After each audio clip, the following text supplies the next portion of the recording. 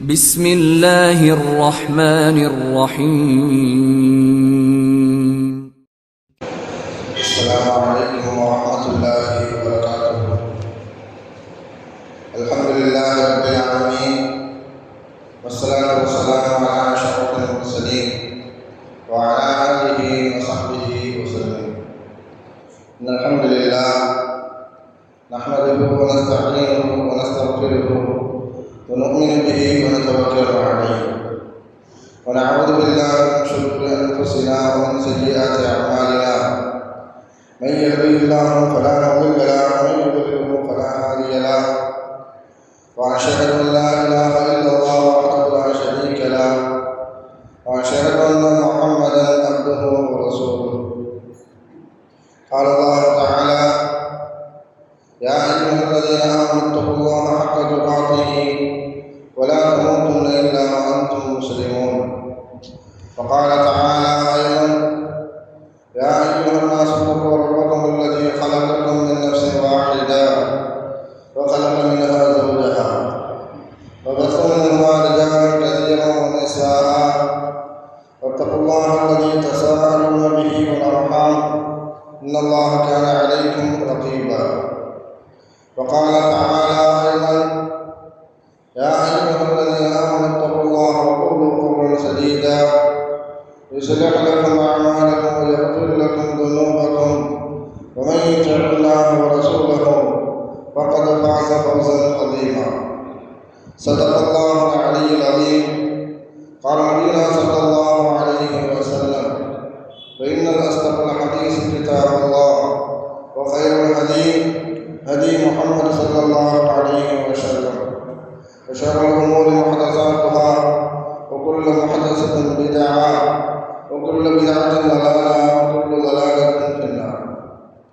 வார்த்தைகளுக்கு சிறந்தது அல்லாஹ்வுடைய வார்த்தைகளிலும், வழிகாட்டுதலுக்கு சிறந்தது நபிகள் நாயகம் ஸல்லல்லாஹு அலைஹி வஸல்லம் அவர்களுடைய வழிகாட்டுதல் என்றும், காரியங்களில் மிக மிக கெட்டது மார்க்கத்தில் புதுமையை உண்டாக்குவது, ஒவ்வொரு புதுமையான காரியம் வழிகேடுகள் அனைத்தும் உங்களை நரகில் கொண்டு போய் சேர்க்கும் என்று நமது நபி ஸல்லல்லாஹு அலைஹி வஸல்லம் அவர்கள் தங்களுடைய ஒவ்வொரு சொற்களிலும் இந்த மனித சமுதாயத்திற்கு ஞாபகப்படுத்தியதை இந்த நல்ல சந்தர்ப்பத்தில் இங்கு ஒன்று கூடியிருக்கின்ற உங்களுடைய சிந்தனையும் ஆரம்பமாக இந்த நபிமொழியை ஞாபகப்படுத்தி எனது உரையை ஆரம்பம் செய்கிறேன். அல்ஹம்துலில்லாஹ். கண்ணியமானவர்களே, அல்லாஹ்வுடையார்களே, அல்லாஹ் தஆலா தன்னுடைய ஏகத்துவமாக தெரிவிப்பதற்காக வேண்டி இந்த உலகத்தில் எண்ணற்ற நபிமார்களையும் ரசூல்மார்களையும் அனுப்பி வைத்தான். அவர்கள் அனைவர்களுமே அல்லாஹ்வுடைய கட்டளையின்படி அவர்களுக்கு அனுப்பப்பட்ட சமுதாய மக்களிடத்தில் அல்லாஹ்வுடைய ஏகத்துவமாக ஏற்றி வைத்தார்கள்.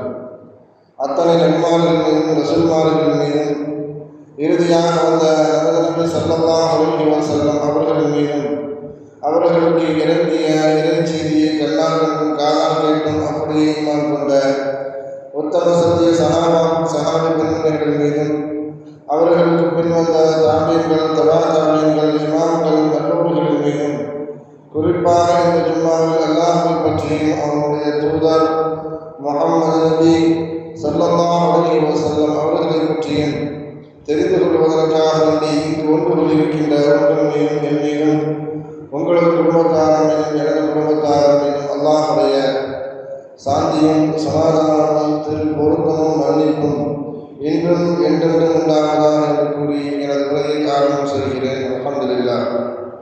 கண்ணியமானவர்களே, அல்லாஹ்வுடையார்களே, நபி ஸல்லல்லாஹு அலைஹி வஸல்லம் அவர்களால் சுபச்செய்தி சொல்லப்பட்ட ஒரு பாக்கியம் நிறைந்த பரக்கத்தான ஒரு மாதத்தில் நாம் எல்லாம் நுழைந்திருக்கிறோம். நபி ஸல்லல்லாஹு அலைஹி வஸல்லம் அவர்கள் இந்த மாதத்தை பற்றி குறிப்பாக்கும் பொழுது, அல்லாஹும்ம பாரிக் லனா, அல்லாஹ் எங்களுக்கு பரக்கத்து செய், அபிவிருத்தி செய், ஃபீ ரஜப் வ ஷஅபான் வ பல்லிக்னா ஷஹ்ர ரமலான். அல்லாஹ் எங்களுக்கு ரஜப் மாதத்திலும் ஷஅபான் மாதத்திலும் எங்களுக்கு பரக்கத்து செய், ரமலானை அடையக்கூடிய பாக்கியத்தை எங்களுக்கு தா என்று நபி ஸல்லல்லாஹு அலைஹி வஸல்லம் அவர்களுடைய சொல்லுக்கு ஏற்ப நாம் எல்லாம் ரஜப் மாதத்தினுடைய முதல் ஜும்மாவில் நாம் எல்லாம் வீற்றிருக்கின்றோம். இந்த உலக வாழ்க்கையில் நாம் நமக்காக நம் குடும்பத்திற்காக, நம் மனைவி மக்களுக்காக எதையெல்லாம் சம்பாதிக்கின்றோமோ, யார் யாரையெல்லாம் சம்பாதித்து கொடுக்கின்றோமோ அதை விடவும் அல்லாஹ்வை சம்பாதித்து கொடுப்பது காலம் முழுவதும் நிம்மதியான வாழ்க்கையை அடைவதற்கு, அது மகிழ்ச்சிகரமான வாழ்க்கையை அடைவதற்கு அது துணையாக இருக்கும். கோடிக்கணக்கில் சுற்றி இருப்பதை விடவும், பெரிய பெரிய பட்டங்கள் வாங்கிவிடவும், பெரிய பெரிய உயர் பதவிகளில் இருப்பதை விடவும், கண்ணுக்கெட்டிய தூரம் வீடு வாசல்கள் சொத்து பத்துகள் இருப்பதை விடவும் ஒரு மனிதனுக்கு அல்லாஹ் கிடைத்து விட்டார், இரு உலகத்திலும் அவர் வெற்றி பெற்ற மனிதனாக மாறிவிடுவான் என்பதில் எந்த விதமான சந்தேகமும் இல்லை. ஒரு அரசன் தன்னுடைய நாட்டு பிரஜைகளுக்கு, நாட்டு மக்களுக்கு ஒரு அறிவிப்பு செய்தார். அந்த அறிவிப்பு எப்படிப்பட்ட அறிவிப்பு என்றால், தன்னுடைய நாட்டு மக்களை, தன்னுடைய பகுதி மக்களை அழைத்து ஒரு பெரிய அறைக்குள் அவர்களை உள்ளே அனுப்பி வைத்து, உள்ளே இருக்கக்கூடிய பொருட்கள் எதை தொட்டாலும் எதை எடுத்தாலும் அது உங்களுக்கு சொந்தம் என்பதாக அந்த அரசன் தன்னுடைய நாட்டு மக்களுக்கு அறிவிப்பு செய்தார். இந்த அறிவிப்பை கேட்டு எல்லா மக்களும் அந்த அறைக்குள் சென்று தனக்கு தேவையானது தங்கம், வைடூரியம் போன்ற உயர்தரமான பொருட்களை எல்லாம் எடுத்து ஆசையாக எடுத்துக் கொண்டிருக்கிறார்கள். அரசனுக்கு மத்தியில் விசை வீசிக் கொண்டிருந்த ஒரு பெண், அவள் எதையும் எடுக்க செல்லவில்லை. அந்த அரசன் அந்த பெண்மணியை பார்த்து கேட்கிறார், உனக்கு எது தேவையில்லையாமா? இந்த உலகம் சம்பந்தப்பட்ட உயர்தரமான பொருட்கள் உங்களுக்கு எதுவுமே தேவையில்லையா என்பதாக அந்த பணிவிடை செய்யக்கூடிய அந்த பெண்ணை பார்த்து அவர் கேட்கும் பொழுதும் அந்த பெண்ணு திருப்பி கேட்கிறார், இந்த அறையில் இருக்கக்கூடிய எதை தொட்டாலும் எதை எடுத்தாலும் அது எனக்குத்தான் சொந்தம், அதில் எந்த விதமான மாற்று கருத்தும் இல்லையே என்று கேட்டுவிட்டு அந்த பெண்மணி அந்த அரசனை தொட்டு பிடித்துக் கொண்டார். எல்லாத்துக்கும் தங்க வைடூரியம் கிடைத்திருக்கிறது, எனக்கு அரசனே கிடைத்து விட்டார். அரசனே கிடைத்து விட்டார் என்றால் இந்த நாட்டுக்கு நான் தான் அரசி, இதன் காரணத்தினால் நான் உங்களை எடுத்துக்கொண்டேன் என்பதாக சொல்லி காட்டினார்கள். அதே போலதான் ஒரு மனிதன் தன்னுடைய வாழ்நாளில் பணம், பதவிகள், செல்வங்கள் எது கிடைத்தாலும், மனிதனுக்கு தேவையானதை எதை எடுத்துக்கொண்டாலும் அதையெல்லாம் விடவும் ஒரு மனிதனுக்கு இந்த உலகத்தை இயக்கிக் கொண்டிருக்கின்ற ரப்புடைய நெருக்கமும் இணக்கமும் ஒரு மனிதனுக்கு கிடைத்து விட்டால் அந்த மனிதனை விடவும் பாக்கியசாலியான மனிதன் யாருமே இருக்க மாட்டார்கள். அதனால குர்ஆன் சொல்லி காட்டுவான், தன்னை நெருங்கக்கூடிய வழியை பற்றி எல்லாம் 4 விதமான மொழிகளில் அல்லாஹ் தஆலா சொல்லி காட்டுவான். 4 விதத்துல தன்னை எப்படியெல்லாம் நெருங்க முடியும், தன்னுடன் எப்படி இணைப்பு வைத்துக் கொள்ள முடியும் என்பதை பற்றி அல்லாஹ் குர்ஆனில் சொல்லி காட்டும் பொழுது, ஃபம்ஷூ ஃபீ மனாகிபிஹா, உலக காரியங்களை நீங்கள் சம்பாதிக்க செல்வதாக இருந்தால் நீங்கள் நடந்து செல்லுங்கள் என்பதாக அல்லாஹ் சொல்லி காட்டுவான். இன்னொரு இடத்தில் அல்லாஹ் சொல்லி காட்டுவான், தொழுகை, ஜும்மா தொழுகை போன்ற நன்மையான காரியங்களில் நீங்கள் ஈடுபடுவதற்காக வேண்டி சென்றால் ஃபஸஅவு ஃபில் அர்த், நீங்கள் விரைந்து வாருங்கள் என்பதாக அல்லாஹ் சொல்லி காட்டுவான். அதே மாதிரி அதிகமான பாவங்களை செய்துவிட்டு அல்லாஹ்விடத்தில் தௌபா, பாவ மன்னிப்பு கேட்க வேண்டும் என்று ஒரு மனிதன் நாடினால் அல்லாஹ் சொல்லி காட்டுவான், வஸாரிஉ இலா மக்ஃபிரத்தின் மின் ரப்பிக்கும், உங்களுடைய ரப்பின் பக்கம் நீங்கள் ஒருவருக்கொருவர் போட்டி போட்டு வாருங்கள் என்பதாக அல்லாஹ் சொல்லி காட்டுவான். உலக காரியங்களை பொறுத்த வரைக்கும் நீங்கள் நடந்து வாருங்கள், நன்மையான காரியங்களை செய்வதாக இருந்தால் நீங்கள் விரைந்து வாருங்கள், அல்லாஹ்விடத்தில் நீங்கள் தௌபா செய்வதாக இருந்தால் ஒருவருக்கொருவர் போட்டி போட்டு வாருங்கள் என்பதாக சொல்லிவிட்டு அல்லாஹ்வே உங்களுக்கு கிடைப்பதாக இருந்தால் ஃபஃபிர்ரு இலல்லாஹ், நீங்கள் விரண்டோடி வாருங்கள் சொல்லுவார். விரண்டோடி வருவது என்றால் நாம் உயிரை காப்பாற்றிக் கொள்ள நாம் எப்படி ஓடுவோமோ, எதிர்த்தாப்புல இருக்க எதையும் கவனிக்க மாட்டோம், யாரையும் துச்சமாக நினைக்க மாட்டோம். அப்படி ஓடக்கூடிய சமயத்தில் நம்மை கொலை செய்வதற்காக மிருகமோ மனிதனோ யார் நம்மை துரைத்தினாலும் நம்மை உயிரை காப்பாற்றிக் கொள்ள எப்படி விரைந்து ஓடுவோமோ அதே மாதிரி நீங்கள் விரைவாக ஓடிவார்கள் என்பதாக எல்லாம் சொல்லி காட்டுவோம். ஒரு மனிதனுக்கு ரப்பு கிடைத்து விட்டால், அவனுடைய இணக்கம் கிடைத்து விட்டால் உலகத்தில் உள்ள அனைத்தும் கிடைத்த மாதிரி, அதே மாதிரி உலகத்தில் உள்ள அனைத்தும் கிடைத்த பிறகு ரப்பு அவர்களுக்கு கிடைக்கவில்லை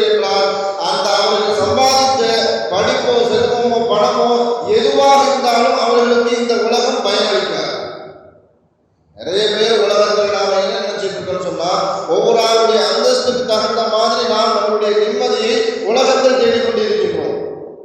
சில பேர் சொல்லுவாங்க, என் வாழ்க்கைக்கு தேவையான வருமானம் வந்துவிட்டால் நான் என்னுடைய வாழ்க்கையை நிம்மதியாக வாழுவேன். சிலர் சொல்லி காட்டுவார்கள், நான் எதிர்பார்க்கக்கூடிய பதவி பட்டம் எனக்கு கிடைத்து விட்டால் என் வாழ்க்கையில் நிம்மதி கிடைத்துவிடும். இன்னும் சிலர் சொல்லி காட்டுவார்கள், நான் திருமணம் ஆகிவிட்டால் எனக்கு நிம்மதி கிடைத்துவிடும். இன்னும் சிலர் சொல்லி காட்டுவார்கள், திருமணம் ஆனவுடன் அவர்களுக்கு பிள்ளை பெற்றுக் கொண்டால் எங்களுக்கு நிம்மதி கிடைத்துவிடும் என்பதாக. உண்மையான சத்தியமான வார்த்தை என்ன வார்த்தைன்னு சொன்னா, மேல் சொன்ன எதிலையும் நிம்மதி கிடைக்காது. நிரந்தர நிம்மதி கிடைக்கணும் என்றால் அல்லாஹ்வுடைய தொடர்பு, அல்லாஹ்வுடைய இணக்கம் என்று சொன்னால் மேல் சொன்ன அனைத்தையும் பற்றி அல்லாஹ் குர்ஆனில் சொல்லி காட்டுவார். இன்னமா அம்வாலுக்கும் வ அவுலாதுக்கும் ஃபித்னா, உங்களுடைய பொருள் செல்வங்களும் உங்களுடைய குடும்பத்தார்களும் உங்களுடைய பிள்ளைகளும் உங்களுக்கு ஒரு சோதனை என்பதாக. இன்னொரு இடத்தில் அல்லாஹ் சொல்லி காட்டுவா, இன்னமல் ஹயாத்துத் துன்யா வஸீனத்தஹா, அது உங்களுக்கு ஒரு அலங்கார பொருள். இந்த அலங்கார பொருளை பார்த்துக்கிட்டு இருக்கலாமே தவிர அதை உபயோகப்படுத்த முடியாது. அதே மாதிரி தான் அல்லாஹ் சொல்ற மாதிரி, கல்யாணம் முடித்து விட்டாலும் பிள்ளை பெற்றுக் கொண்டாலும் உயர்ந்த பதவியில் எடுத்துக் கொண்டாலும் செல்வ செழிப்பில் வாழ்ந்தாலும் யாருக்கும் எந்த விதமான நிம்மதியும் கிடைக்காது. ஒருவர் அடிக்கடி பள்ளிவாசல்ல தங்க ஆரம்பிக்கிறார்.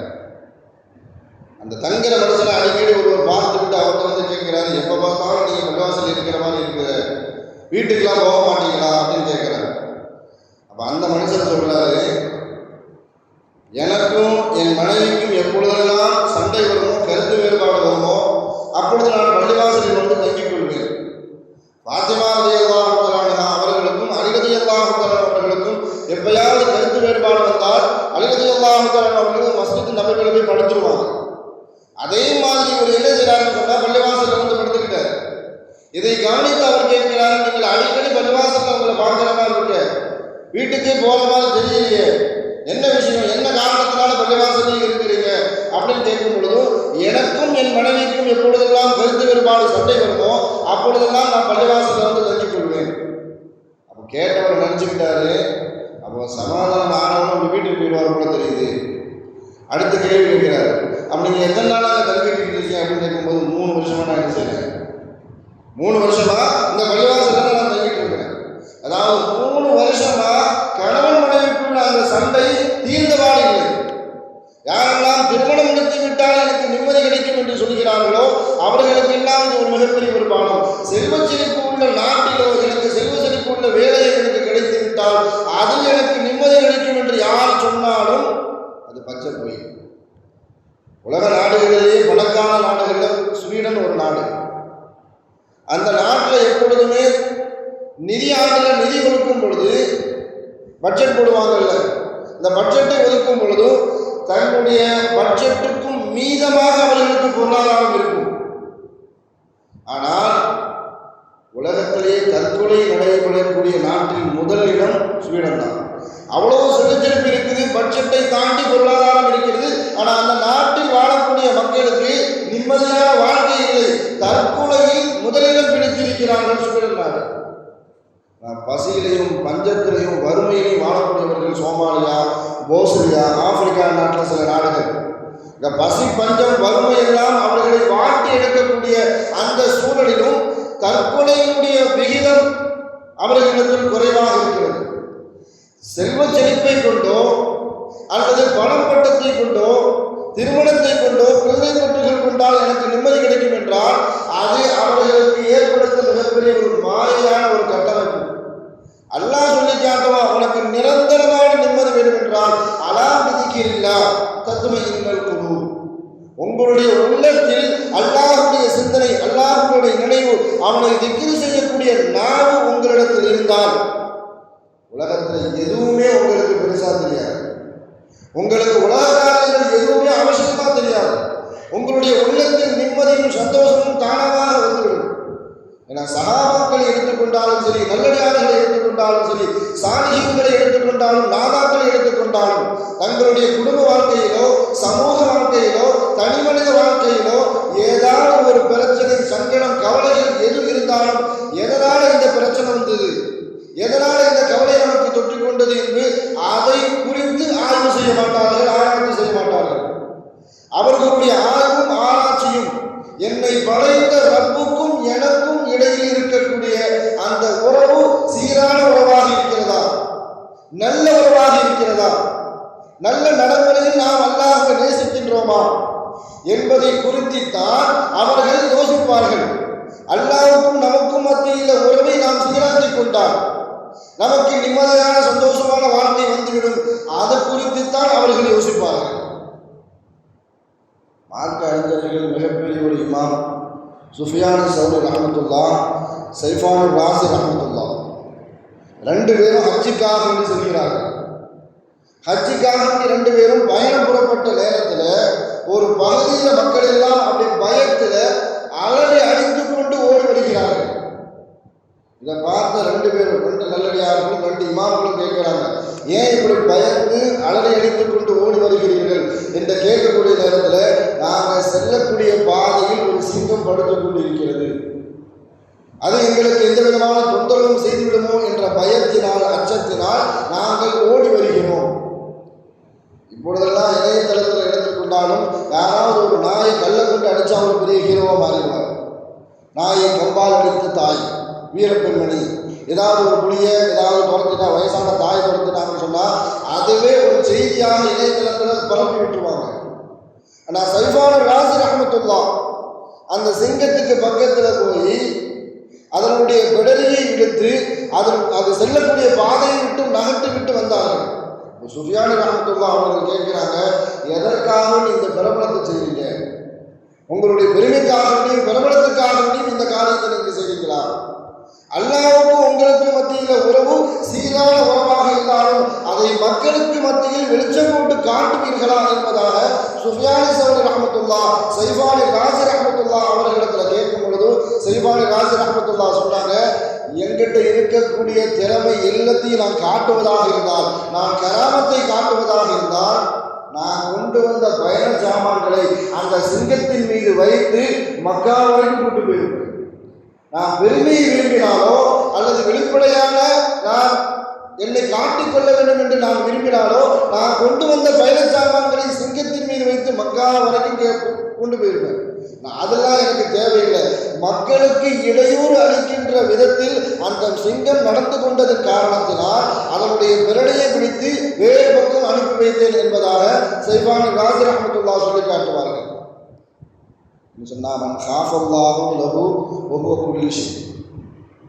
அல்லாஹுக்கு நாம பயப்பட ஆரம்பிச்சோம்னு சொன்னா உலகத்தில் இருக்கக்கூடிய அனைத்து வஸ்துக்களும் நமக்கு கட்டுப்பட்டு விடும், நமக்கு பயப்பட ஆரம்பித்து விடும்.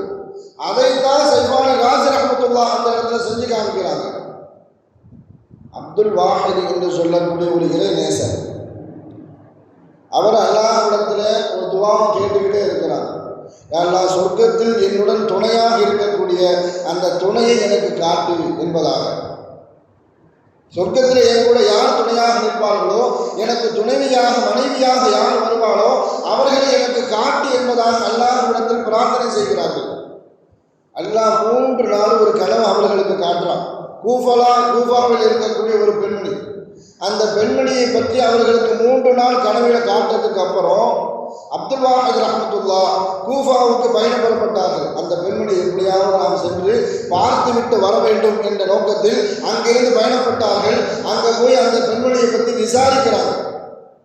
விசாரிக்கிற நேரத்தில் அவர்களுக்கு செய்தி சொல்லப்படுகிறது, அந்த பெண்மணியா மலை ஓரத்தில் அவர்கள் ஆடு வைத்துக் கொண்டு இருப்பார்.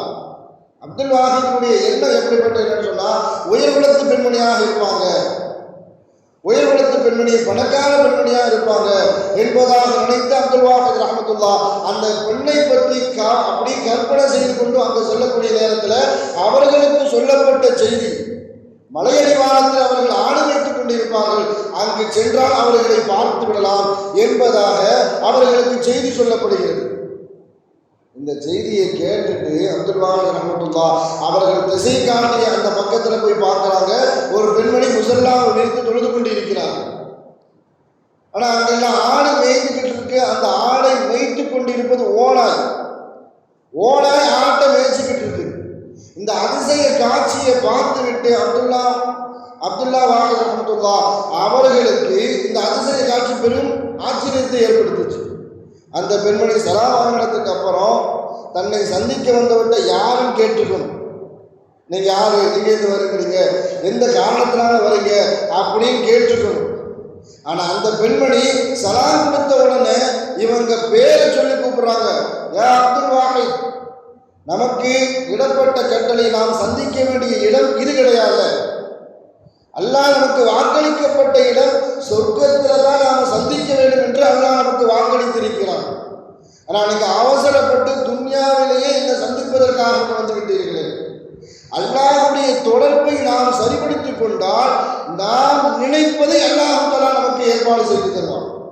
அதுதான் இறைநேசர்களுடைய வாழ்க்கையும் சரி, சஹாபாக்களுடைய வாழ்க்கையும் சரி, நாம் அல்லாஹ்வுக்கு சரியான முறையில் பயந்து நடந்து விட்டால் உலகத்தில் இருக்கக்கூடிய அனைத்து வஸ்துக்களும் நமக்கு கட்டுப்படக்கூடியதாக அல்லாஹ் தஆலா மாற்றி தந்து விடுவான். நபி ஸல்லல்லாஹு அலைஹி வஸல்லம் அவர்களுடைய மரணத்திற்கு பிறகு உமர் ரலியல்லாஹு தஆலா அவர்களுடைய ஆட்சி காலம், அந்த ஆட்சி காலகட்டத்தில் அலி ரலியல்லாஹு தஆலா அவர்களுக்கு ஒரு கனவு வருது. அந்த கனவுல என்ன செய்யறாங்கன்னு சொன்னா, ஸல்லல்லாஹு அலைஹி வஸல்லம் அவர்கள் சுபூ தொழுது வைக்கிறார்கள். சுபூ தொழுத பிறகு சலாம் கொடுத்த பிறகு அங்கு ஒரு பேரிச்சம்பழ கூடை, அந்த பேரிச்சம்பழ கூடையில் இருக்கக்கூடிய பேரிச்சம்பழத்தை ஒவ்வொரு சஹாபிகளுக்காக ஸல்லல்லாஹு அலைஹி வஸல்லம் அவர்கள் கொடுத்து கொண்டே வருகிறார்கள். கொடுத்துக்கிட்டே வரும் பொழுதும் அலி ரலியல்லாஹு தஆலா அவர்களுடைய பக்கத்தில் வந்தவொடனே ஸல்லல்லாஹு அலைஹி வஸல்லம் அவர்கள் ஒரு பேரிச்சம்பழத்தை எடுத்து அலி ரலியல்லாஹு தஆலா அவர்களிடத்தில் எடுத்து கொடுக்குறாங்க. அதை எடுத்து அலி ரலியல்லாஹு தஆலா அவர்கள் சாப்பிட்டு விட்டார்கள்.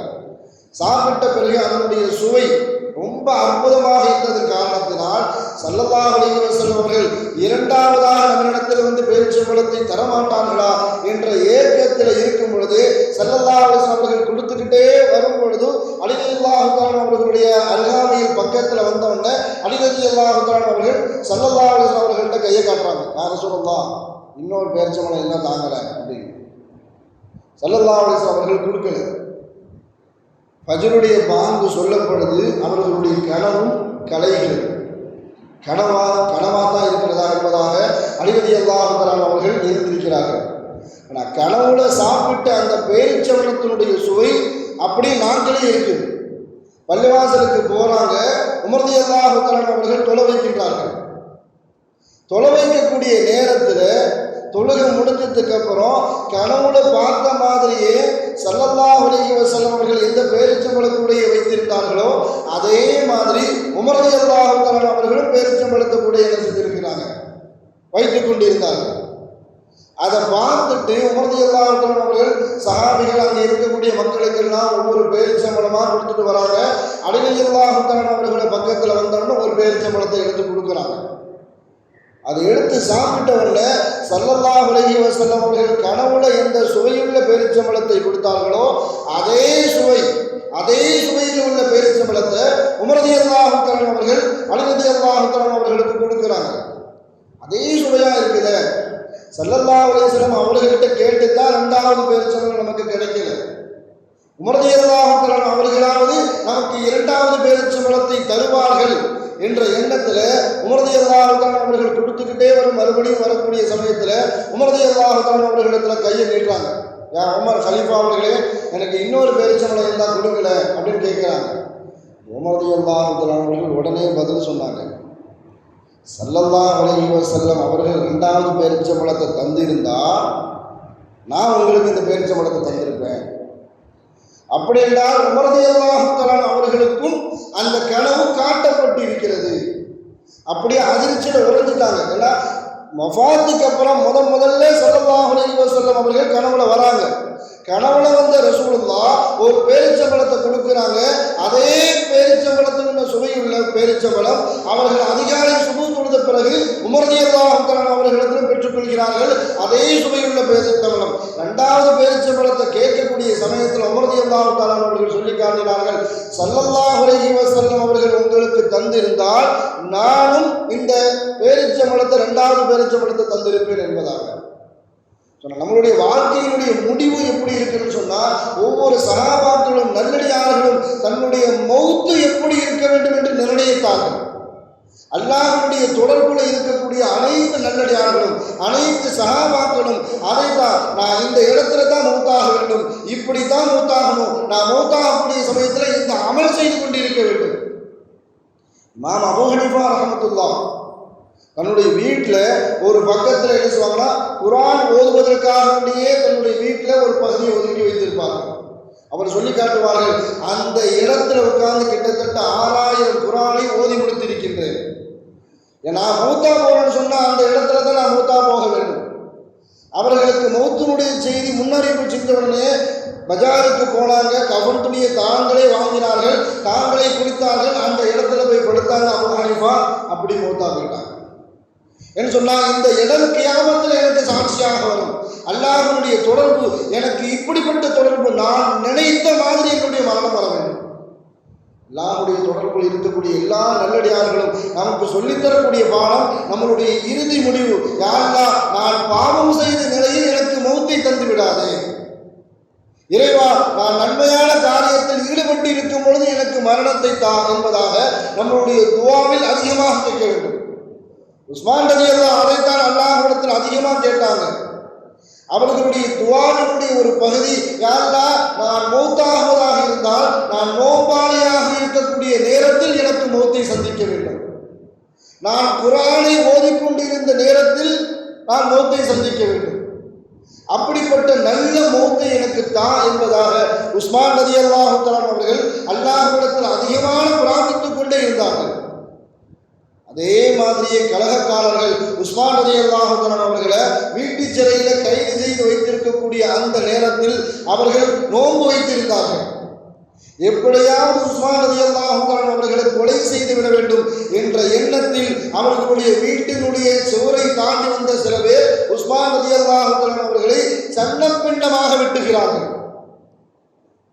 உடம்பு அனைத்தும் கீழே கிழிக்கப்பட்ட ஒரு கந்த துணி மாதிரி உஸ்மான் ரலியல்லாஹு அவர்களை ஆக்கிவிட்டு கலகக்காரர்கள் சென்று விட்டார்கள். இரத்த வெள்ளத்தில் இருக்கிறாங்க. அந்த நேரத்தில் அவர்கள் ஓதிக்கொண்டிருந்தார்கள், குர்ஆனை பார்த்து ஓதிக்கொண்டிருந்தார்கள்.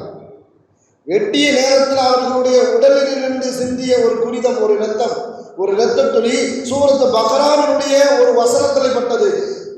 சிபகதம் மினல்லாஹ் வஸயக்ஃபீகஹுமுல்லாஹ். அந்த வார்த்தையில உஸ்மான் ரலியல்லாஹு தஆலா அவர்களுடைய இரத்த துளி அந்த வார்த்தையில போய் படுது. அந்த குர்ஆனுடைய பிரதி இன்று வரைக்கும் ரஷ்யாவில் இருக்கக்கூடிய ஒரு அருங்காட்சியகத்தில், ஒரு மியூசியத்தில் பாதுகாக்கப்பட்டு கொண்டு வருகிறது. இவர்கள் இரத்த வெள்ளத்தில் இருக்கக்கூடிய நேரத்தில் அவர்களுடைய மனைவி உஸ்மான் ரலியல்லாஹு தஆலா அவர்களுடைய மனைவி இவங்களுக்கு எப்போதாவது தண்ணி கொடுக்க வேண்டும் என்பதற்காக வேண்டி அவர்களுடைய வாயின் அருகாமையில் தண்ணியை கொண்டு போறாங்க. அப்போ சொல்லி காட்டுறாங்க, உஸ்மான் ரலியல்லாஹு அனசாயிமுன், நான் இன்னைக்கு நோன்பு வச்சிருக்கிறேன்னு சொல்றாங்க. என்று சொன்னால் அதிகாலையில் எனக்கு ஒரு கனவு வந்தது. அந்த கனவில் நபி ஸல்லல்லாஹு அலைஹி வஸல்லம் அவர்கள் வந்தார்கள். யா உஸ்மான், இன்னைக்கு சஹர் உனக்கு துன்யாவில், நீங்க நோன்பு வைக்கிறீங்கன்னு சொன்னா இன்னைக்கு சஹர் உங்களுக்கு துன்யாவில் நடக்கும், இன்னைக்கு இஃப்தார் எங்களுடன் சேர்ந்து நடக்கும் என்பதாக ஸல்லல்லாஹு அலைஹி வஸல்லம் அவர்கள் கனவில் வந்து கூறினார்கள் என்பதை தன்னுடைய மனைவியிடத்தில் உஸ்மான் ரலியல்லாஹு தஆலா அவர்கள் சொல்லி காட்டினார்கள். சஹாபாக்களும் நல்லடியார்களும் தன்னுடைய இறுதி முடிவு, தன்னுடைய மரணம் எப்படி இருக்க வேண்டும் என்று அல்லாஹ்விடத்தில் நிர்ணயித்து பிரார்த்தனை செய்து கொண்டே இருந்தார்கள். அவர்களுடைய பிரார்த்தனையை அங்கீகரிக்கும் முகமாக அல்லாஹ் தஆலா ஏற்றுக்கொண்டார். இன்று நம்மிடத்தில் இருக்கக்கூடிய மிகப்பெரிய பலகீனமான காரியம் என்னன்னு சொன்னால், அல்லாஹ்வை தவிர்த்து மற்ற அனைவரையும் நாம் நம்புகிறோம். ஒரு காரியத்தில் ஒரு பிரச்சனை வந்துருச்சு அப்படின்னு சொன்னால் யார்கிட்ட இல்லாமோ போய் நாம் உதவி கேட்கிறோம். அல்லாஹ்விடத்தில் கையேந்துவதற்கு நாம் தயாராக இல்லை. யாரையெல்லாம் நம்ம நம்புகிறோம். ஒரு ரயிலில் பிரயாணம் செய்தாலும் சரி, ஒரு பேருந்தில் பிரயாணம் செய்தாலும் சரி, அங்கு ஓட்டுநராக இருக்கக்கூடிய அவருக்கு நமக்கு எந்த விதமான அனுபவமும் இருக்காது. ஆனால் அவரை நம்பி நாம் என்ன செய்வோம், பேருந்தில் பிரயாணம் செய்வோம். ஒருவரை ஓட்டுநரை நம்பி ரயிலில் பிரயாணம் செய்வோம். அவர் எப்படிப்பட்டவர், நமக்கு இருக்கக்கூடிய நம்பிக்கை என்னன்னு சொன்னால் நம்மை சரியாக போகக்கூடிய இடத்துக்கு கொண்டு போய் சேர்த்து விடுவார் என்ற நம்பிக்கையில நாம் என்ன செய்யறோம், போய் உட்காரோம். ஒரு முடித்திருக்கக்கூடிய ஒரு கடையில் போய் உட்கார்ந்தா கூட அவன் நம்பி நாம தலையை கொடுக்குறோம், நம்மளுடைய கருத்தை கொடுக்குறோம். எனக்கு தாடியை ஒதுக்கித்தாங்க, முடியை வெட்டிவிடுங்கள் என்பதாக கத்தி வைத்திருக்கக்கூடிய அந்த மனிதனிடத்தில் நாம் நம்பிக்கையாக நம்மளுடைய தலையையும் கழுத்தையும் கொண்டு போய் கொடுக்கிறோம். அல்லாஹ்வின் மீது உறுதியான நம்பிக்கை நமக்குள்ள இருக்கிறதா என்று பார்த்தால் அது நமக்கு மிகப்பெரிய ஒரு பலகீனமான வாக்கியம். அல்லாஹ்வின் மீது யார் தொடர்பை அதிகப்படுத்துவார்களோ, இணக்கத்தை அதிகப்படுத்துவார்களோ, மன் காஃபல்லாஹு லஹு வஹுவ அலா குல்லி ஷை, அல்லாஹ்வை ஒருவர் பயப்படக்கூடிய விதத்தில் பயந்து விட்டால் உலகத்தில் இருக்கக்கூடிய அனைத்து வஸ்துக்களும் அவர்களுக்கு கட்டுப்பட்டு விடும். இதுதான் சஹாபாக்களுடைய வரலாறுகளிலிருந்தும் நல்லடியார்களுடைய வரலாறுகளிலிருந்தும் நமக்கு கிடைக்கக்கூடிய மிகப்பெரிய ஒரு பாடம். அல்லாஹ்வை அதிகம் நேசிக்கக்கூடிய மக்களில், அல்லாஹ்வை அதிகம் நம்பக்கூடிய மக்களில், சமுதாய மக்களில் அல்லாஹ் தஆலா நம் அனைவரையும் ஆக்கியவர்கள் புரிவானாக. வாழும் காலமெல்லாம் மருத்துவமனை கஷ்டங்கள், செலவுகள், சிரமங்கள் அனைத்தையும் விட்டும் அல்லாஹ் தஆலா நம்மை பாதுகாப்பானாக. வாழும் காலமெல்லாம் நோய் நொடிகள் இல்லாமல் உடல் ஆரோக்கியத்தோடு மன நிறைவோடு இன்பத்தோடு அல்லாஹ்வை நின்று வணங்கி வழிபட்டும் வாழும் நசீபை எல்லாம் அல்லாஹ் உங்களுக்கும் எனக்கும் நம்மை ஈன்றெடுத்த தாய் தந்தையர்களுக்கும் நம் மனைவி மக்கள் உற்றார் உறவினர் யாவருக்கும் கொடுத்தல் புரிவானாக என்று கூறி எனது வார்த்தையை நிவர்த்தி செய்கிறேன். வாஹிரு தஅவானா அல்ஹம்துலில்லாஹி ரப்பில் ஆலமீன். அஸ்ஸலாமு அலைக்கும் வரஹ்மத்துல்லாஹி வபரகாத்துஹு.